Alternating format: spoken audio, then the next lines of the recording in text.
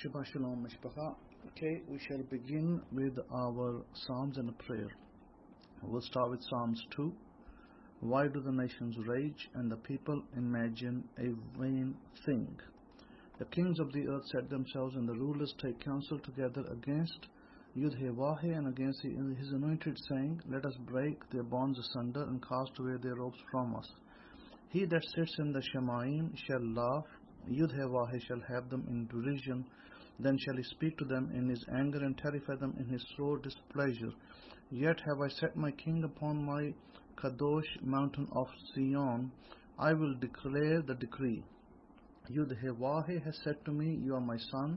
This day have I begotten you.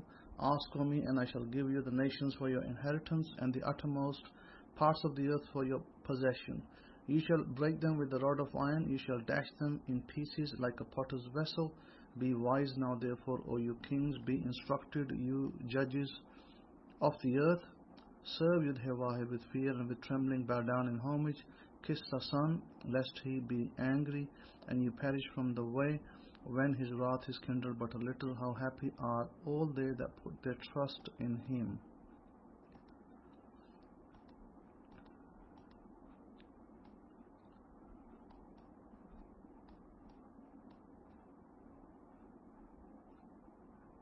Psalm 7. O Yahoshua, my power, in you do I put my trust. Rescue me from all them that persecute me, and rescue me. Lest he tear my soul like a lion, rendering it in pieces, while there is none to rescue. O Yahoshua, my power, if I have done this, if there be iniquity in my hands, if I have rewarded evil to him that was at shalom with me, or if I have plundered my enemy without cause, let the enemy persecute my soul and take it. Yes, let him tread down my life upon the earth and lay my respect in the dust. Selah. Arise, O Yahoshua, in your anger. Lift up yourselves because of the rage of my enemies, and awake for me to the judgment that you have commanded. So let the congregation of the people be around you. For their sakes, therefore, return on high. Yahoshua shall judge the nations. Judge me, O Yahoshua, according to my righteousness and according to my integrity that is in me. O let the wickedness of the wicked come to an end, but establish the just, for the righteous Elohim tries the hearts and the kidneys. My defense is from Elohim, which rescues the upright in heart. Elohim judges the righteous, and El is angry with the wicked continually. If he does not repent, he will sharpen his sword. He has bent his bow and made it ready. He has also prepared for him the instruments of death. He appoints his arrows against the persecutors. Behold, he travails with iniquity and has conceived mischief and brought forth falsehood. He made a pit and dug it and has fallen into the ditch which he made. His trouble shall turn upon his own head, and his wrongdoing shall come down upon the top of his crown. I will make known Yahoshua according to his righteousness, and will sing praise to the name of Yahoshua Most High. Baruch Hashem. Toda Rabbah.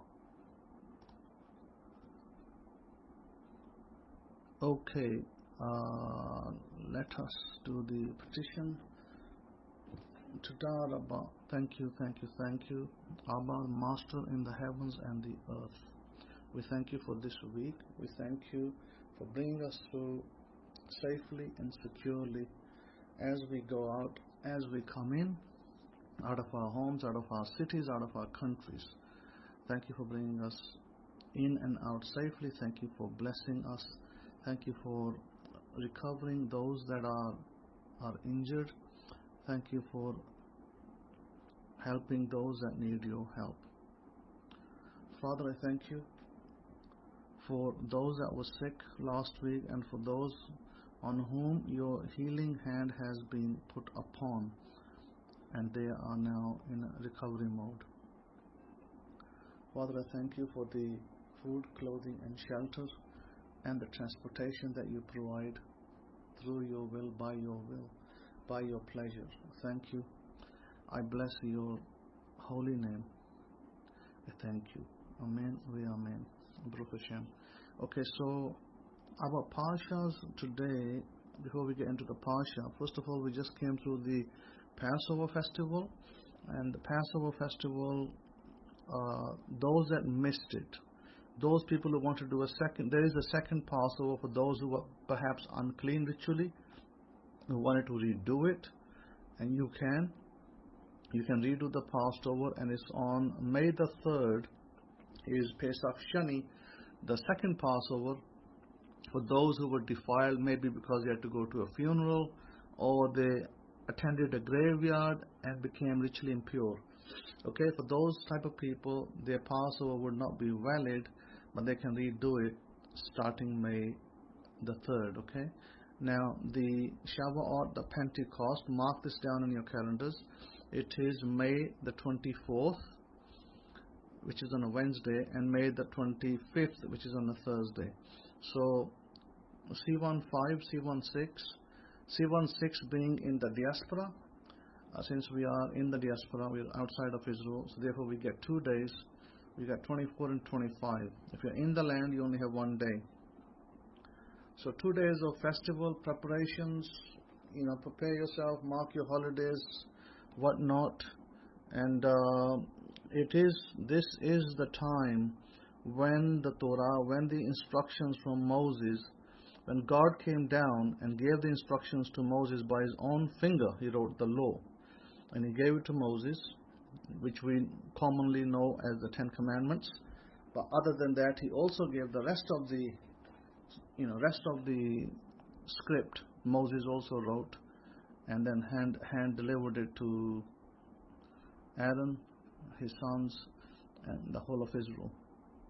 So that is next month. Okay. In the meantime, I would say that those of you who done the Passover, who did good, you celebrated it, you had a good time. It's wonderful, and it's a practice. If you made any mistakes, do not worry about it, because those of you who made mistakes, I spoke to some of you who gave a sadaqah offering towards their mistakes, but then next time you come to do it, then you just simply make sure that you don't repeat those mistakes. But as human beings, we live in a world where sometimes those mistakes can happen. So it's not the end of the world. They can happen, and so we just have to get on with it, do the right thing ritually, and get on with it. Okay, Metzora, basically it's a parsha to do with skin disorder. It starts in the book of Leviticus chapters 14, and here I'll read a little bit. It says, and Yahoshua spoke to Moshe, saying, this shall be the Torah of the leper in the day of his cleansing. He shall be brought to the Kohen, and the Kohen shall go forth out of the camp, and the Kohen shall look, and behold, if the plague of leprosy be healed in the leper, then shall the Kohen command to take for him, that is to be cleansed, 2 birds alive and clean, and cedar wood, scarlet and hyssop. And the Kohen shall command that one of the birds be killed over an earthen vessel over running water. And as for the living bird, he shall take it, and the cedar wood, and the scarlet, and the hyssop, and shall dip them and the living bird in the blood of the bird that was killed over the running water, and he shall sprinkle upon him that is to be cleansed from the leprosy 7 times, and shall pronounce him clean, and shall let the living bird loose into the open field. And he that is to be cleansed shall wash his clothes, and shave off all his hair, and wash himself in mine, and he may be clean. And after that he shall come into the camp, and shall stay out of his tent 7 days. Okay, so there's a whole ritual process over here that in ancient times was performed by the house of Levi, where the Kohen had to go inspect. Well, the person would come to the Kohen, he would inspect the person, whether he had leprosy or not. Then he will give the necessary instructions for his healing. Now, from this, one thing is clear, that the Kohanim, the priesthood, was immune to these kinds of skin disorders. Whatever kind of skin disorder this was, if this was an ancient form of leprosy, the priesthood was immune to it. In fact, the priesthood is immune to many diseases, not just this one. So that's just by the by. And he would give particular instructions to the persons dealing with leprosy. Now, we'll look at the cause of the leprosy. It's not, a lot of you might think, well, is it an infection? Is it a virus infection? Is it something Is it a bacteria? It's neither. It's neither a bacteria, it's neither. Right? Yeah, today, science, modern science, will dictate this disease, and they will say, yeah, you got a virus, or you got a bacteria, and we have to deal with it. We have to give you medication. You have to be on medication. I think for TB, things like that, you have to be on medication for, I don't know, 6 months maybe. And so therefore, 6 months is a long time, but that's what happens with TB. And for this kind of illness, what happened in the ancient time was that people were separated. They were kept separate. Their dishes, their clothing, everything was separated. Why? Because, this was a transferable infection. It could go from one person to the next. And so therefore, these people had to be separated in a separate room of their house, and a nurse or a attendant had to look after them, feed them, take care of them. As you know, you've seen in movies, they put these lepers outside the city. It seems a little nasty, but they did that in the ancient times. They were so afraid of the disease, they actually put these people outside the city, and all the lepers would gather together and live in some remote place together outside the city. And the locals would go and feed them by leaving food at their gate wherever they were. Some cave outside the city, and these would leave the food, and then they would feed them like that. And these lepers would only come out when they were healed. It was, a terrible illness. It really humiliated the people. They were humiliated by, this kind of illness, and they were really distressed. And I'm not saying, they did good or bad, but unfortunately, the cause of illness is not good things. Let's put it this way. Let me tell you what the cause of this illness is. The cause of this illness is slander, okay? Metzora basically is a disease, right? Any type of skin disease. And RSAHK is a kind of a plague, call it a plague, call it skin disease. I mean, we also term the COVID-19 as a plague. It was a worldwide plague, right? So people had to be isolated, separated, wear masks, wear hand gloves. It's similar. That is a plague as well. So, biblical proportions. Now, we can debate over here whether it was man-made or whether it was created in the atmosphere, whether God sent it or whether man made it. That's a big debate. I mean, let's not waste our time with that. But and let me give you the reasons for this kind of thing. Those people who get skin disease or any type of skin illness, these kind of severe illnesses, these illnesses go to people who are slandering each other, who cause bloodshed, false oaths, who take false oaths. There's many of people out there who take false oaths. Well, guess what they're going to get? Incest. Unfortunately, incest, though may be hidden from society, but it occurs in people's homes. And I don't really want to go into the depths of this, but it's one of those things that is not nice. Other than incest, the rabbis, they believed and taught arrogance, robbery, and envy. They said these are the things that can cause this disease or plague of RSAHK. Now, I do know there's a lot of slander in the world. Bloodshed, what does bloodshed come into? Bloodshed comes into the category of, if you went to war and you're fighting a war, and it may be it doesn't have to be a just war. It could be an unjust war. If you fight an unjust war and you kill people, sure, you're killing them under the name of your flag, but that doesn't make it right. See, bloodshed is bloodshed at the end of the day. Even in a just war, there is bloodshed. You have to kill your enemy or the enemy will kill you, right? So what do you have to do if there's bloodshed? A lot of American soldiers,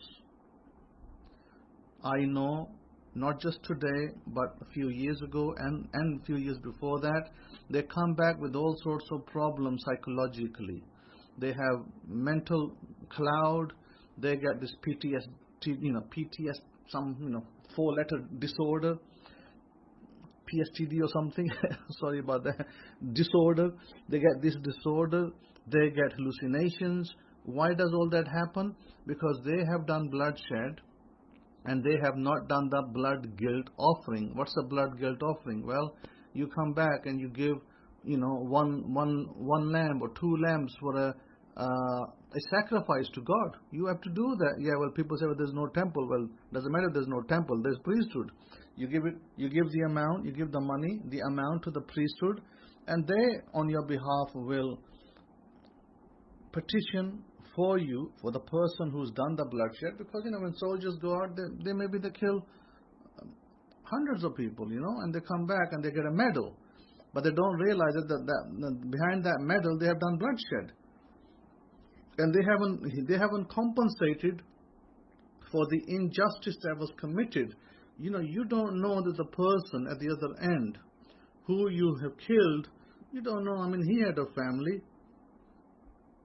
He had a family as well. And just like you, he has a family. He's come out to fight for his flag. The same applies on both ends, okay? Same applies. If he went back, if he killed a lot of, if he killed Americans and he went back, he would also have to do blood guilt offering. Same to him, same to you. So this is why I see a lot of soldiers, ex-soldiers from the military. I see some of them with illnesses is regarding what I term blood guilt. Blood guilt, bloodshed. Blood guilt has to be compensated. You have to give you have to give the equivalent amount of a lamb, 2 lambs, to a priest, and then he can stand before God and he can pray for you and remove the blood guilt. That's very important, okay? That's one of the reasons you can get this type of disorder. And here, it's not just a person. It can also occur on a house. Your house could start developing, and I have seen it in the past, by the way. I have seen this kind of, I won't call it a leprosy, but the walls becoming yellow and having mold and all sorts of other problems. Those houses can get this kind of zara'at. Again, the problem is not with the house, okay? It's not with the object. The problem is with the persons living in the house. Are they committing lashon hara? Are they slandering? Are they doing false oaths? Are they doing the other things I mentioned? Arrogance, robbery, envy, incest, a lot of these things. I'm pretty sure that one of these things applies to them. Look, if you pick up a newspaper and you read a newspaper, do you know that is typical of slander? Why? Because what does the newspapers contain? A lot of stories about people's personal lives. Oh, he did this, and that star went over there and had this boyfriend or girlfriend, and they were together in their bedroom, and blah blah blah, and on it goes. It's just stories. It's slander, basically. Newspapers are full of slander. So those kind of things can affect you. So beware of that. This is why I say to you that if you are trying to manifest good life, blessings in your life, do not pay too much attention to the details of the news. Sure, you can pick up headlines. You get headlines. Oh, there was a train crash over there, and such person shot somebody over there. Sure, you get those headlines, but don't go beyond the headlines, because those are very negative news. Negative news will seep into you like a sponge, and it will destroy you, the listener, slowly and surely. So stay away from negative news. Positive news, sure, listen to positive news. Positive headlines, sure, listen to positive headlines. Very good for you. Listen, if you don't train yourself, we have to train our brains. We have to train ourselves. We have to tell ourselves what we want. Okay? If we don't do that, then the environment will. But the environment's not going to do it for your good. The environment will do it for your bad. In other words, since you left it to chance, you're like, okay, well, I leave it to chance, and whatever happens, so shall it be. When you do that, the environment the information that you pick up, images that you see, they will seep into you like a sponge. And therefore, you will suffer the consequences of that. Why allow the environment to teach you or to infect you? Let me put the word infect. Why allow the environment to infect you with all sorts of wrong ideas, wrong ideologies? Why not you treat yourself every day? This is why I say to the people, to my students, they need to have a positive set of affirmations, such as, I have a wonderful relation, I am a great person, I am high priority, I am worthy, I am enough. So what do these affirmations do? These should be part of your daily routine. What do they do? Well, think about it. How many people, and I'm talking generally, how many people have lost their marriage, or are about to lose a marriage, or have terrible relations, or have this fighting going on between husband, wife, boyfriend, girlfriend, whatever, son, mother, son, father, etc. How many? These are stories filled. Almost every home is filled with these kind of stories. Why? Because we allow outside, we allow the world, we allow our environment, we allow it to infect us, because we do not tell ourselves who we are. If we don't tell ourselves who we are, well, the environment will infect us with all sorts of wrong information, wrong ideology, and before you know it, you're having fights with your mother, you're having fights with your spouse, and you're having fights with your children, and then you're wondering what the heck happened. Well, what the heck happened is that you did not take care of your environment. You did not take care of yourself. So since you did not take care of yourself, well, then you got infected with all the hate, all the nasty stuff out there. Well, your mind picked up on it. Your mind picked up and just absorbed it like a sponge. It's fertile ground. It picked it up and it grew it. It grew it to the point where now you're having problems. Now it's actually giving you fruit. It's actually giving you fruit of whatever you grew in there. If you grew poison ivy, then poison ivy is what you're going to get. If you grew roses, then roses is what you're going to get. So this is why I say you must daily. You need to have at least 10 affirmations a day, which are to your benefit, which are good for you. Why do I encourage you to read 2 to 3 Psalms a day? You must, in your daily prayers, at least have 2 to 3 Psalms. It doesn't matter. I don't care. Don't give excuses. But I don't have time. I'm busy. I got to go to my job. Forget it. Forget all that nonsense. You got to give yourself 10 to 15 minutes a day. That will be you time, prayer time. Time that you thank God. Time that you give thanks to God for what you have. A lot of people in this world today, they're so ungrateful. They don't give thanks to God for what they have. But you have to give thanks to God for what you have and for the future blessings that God is sending you and continue to send you. Therefore, when you read the 2 to 3 Psalms a day, pick your Psalms, read them. When you read them, the benefit of that is there's positive words in there. They will affect you positively, because when you wake up or when you go to bed, you do those before you go to bed, or when you wake up in the morning, you get some positivity. God's word is a living word. I know a lot of people have made God out to be this. They are God. A lot of people are running around with the idea that they are God, and they don't need God, and they are God. Well, okay. I know a lot of people like that, and I will be telling you about those kind of people in the coming years, because they'll find out that they were not God, and that they just pretended to be God, and then they got, all sorts of problems in between. So let us not make ourselves what we are not. Sure, we do control a lot of our reality. A lot of what happens to us, we control it. But how do we control it? By what? By how we think, by how we operate. So why not feed yourself?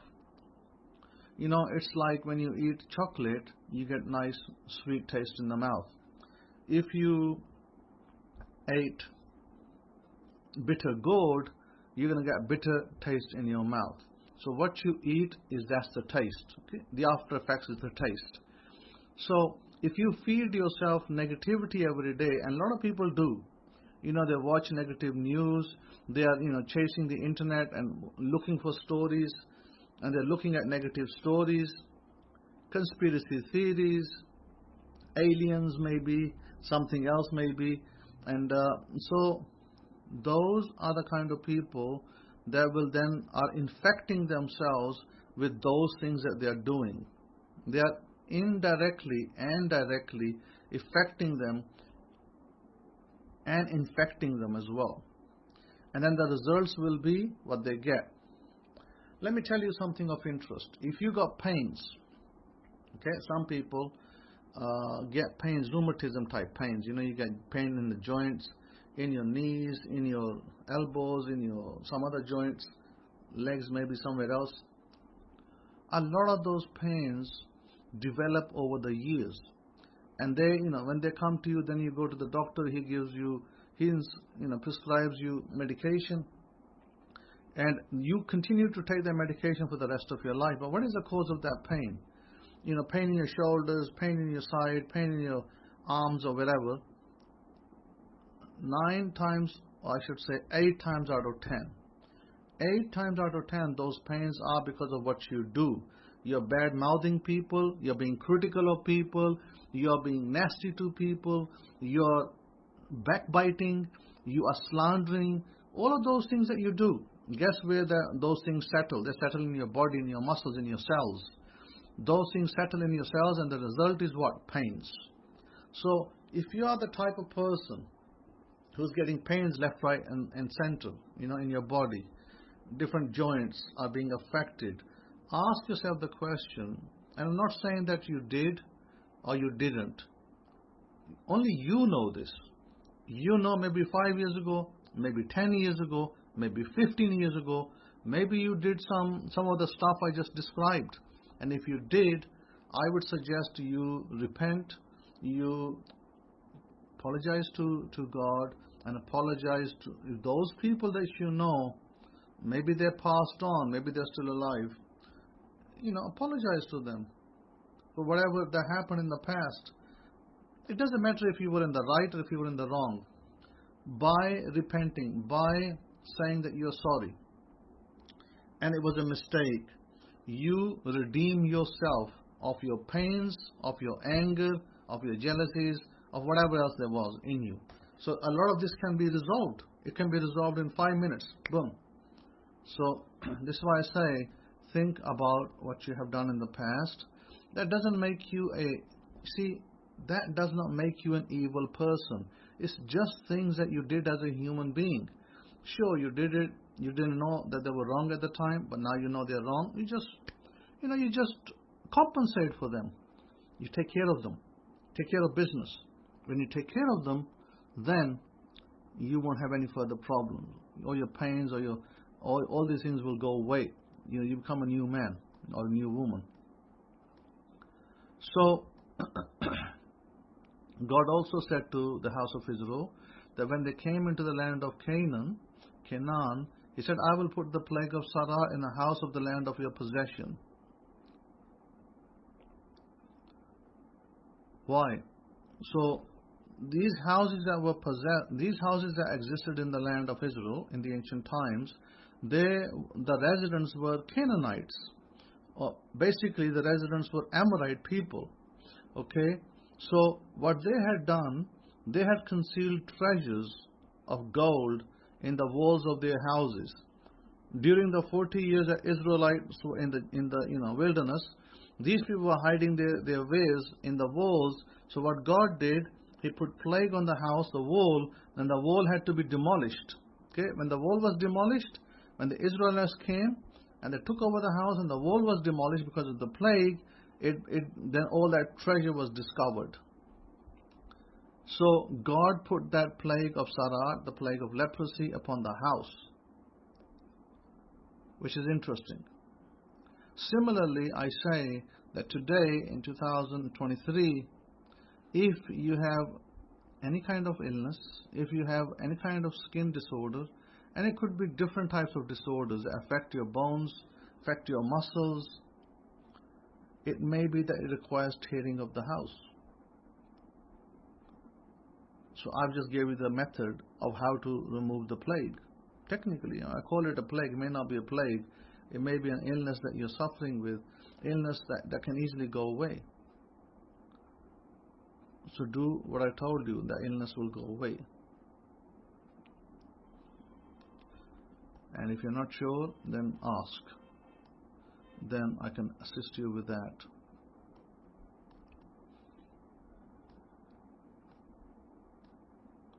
We have a story.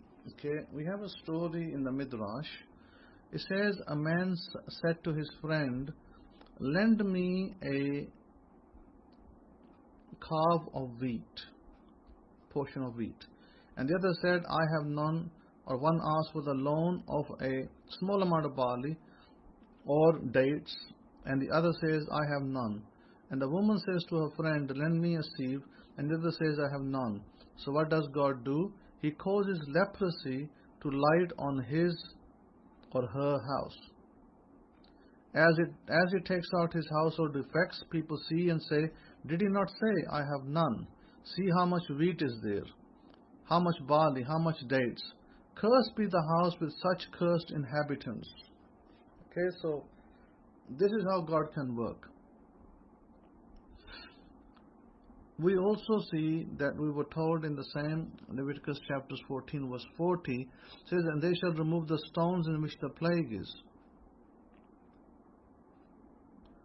And then we have the Midrash on that. It says, "For if the afflicted wall is shared between two homes, both must take out the stones, both must scrape the walls, and both must bring the new stones." And a lot of it goes on, and a lot of people might say it's not relevant to us today. Actually, it is relevant because it still affects people today. The Midrash says about King David. It says King David's prayer was, "Keep my soul from pious," quoting Psalm 86, 1-2. And then it says, "Thus spoke King David before God, Master of the world, am I not pious? All the kings of the east and the west sit with all their pomp among their company, whereas my hands are soiled with the blood of menstruation, with the fetus and the placenta, in order to declare a woman clean for her husband. And what is more, in all that I do, I consult my teacher," which in this case was Mephibosheth, "and I said to him, My teacher Mephibosheth, is my decision right? Did I correctly convict, correctly acquit, correctly declare clean, correctly declare unclean, and I am not ashamed?" So King David had a teacher. King David had a lot of people come to him asking questions. He would then seek advice from his teacher, and then therefore he would give the necessary answer. And if the teacher didn't know, he'd go to his Kohen and ask him.